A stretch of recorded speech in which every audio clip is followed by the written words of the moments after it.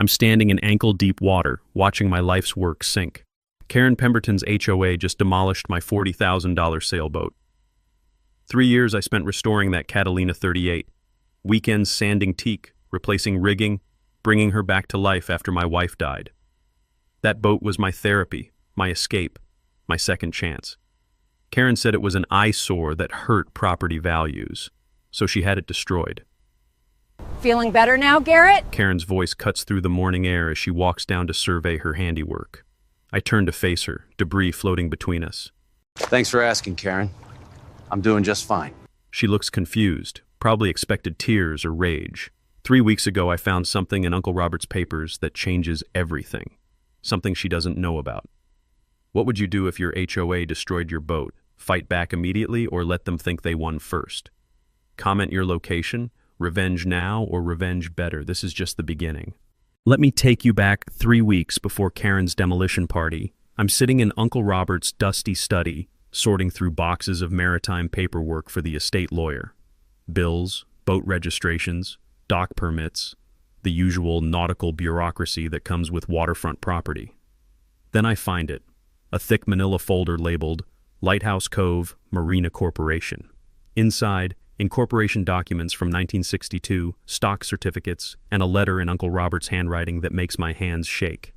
Garrett, if you're reading this, some fool is probably trying to push you around about your boat. Thought you should know, you own most of the water they're standing on. Use it wisely. Uncle Robert.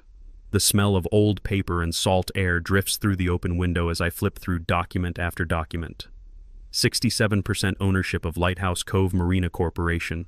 Water rights extending 200 feet from shore. Every waterfront property in Lighthouse Cove?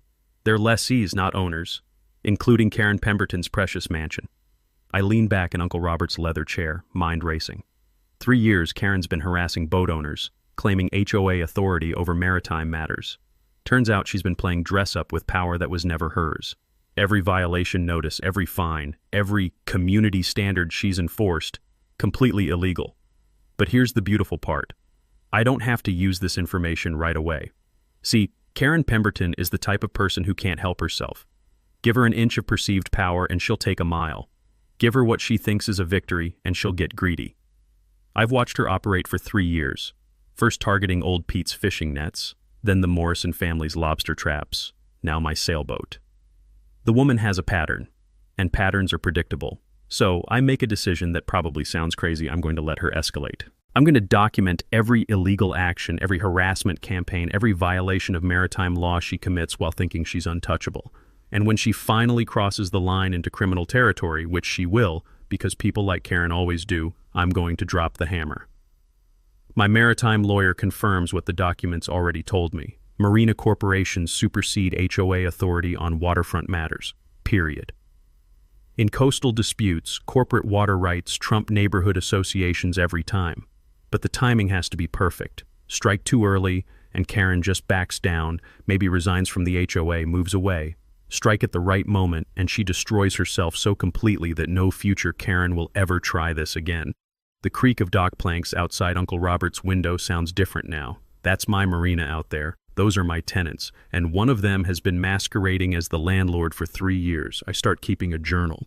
Every Karen interaction, every illegal demand, every harassment incident against local boat owners, the fishing community starts opening up when they realize someone's finally listening. Stories pour out, threats, intimidation, discriminatory enforcement based on boat size and owner income. 3 weeks I spend building my case, watching Karen operate, learning her triggers. She's predictable, all right.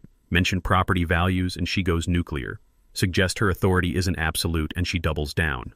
Challenge her publicly and she makes mistakes. The taste of morning coffee turns bitter as I read her latest violation notice about my yacht.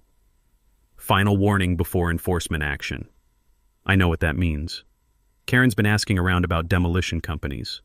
Sal at the harbor master's office mentioned her inquiries about emergency removal procedures. She's going to destroy my boat.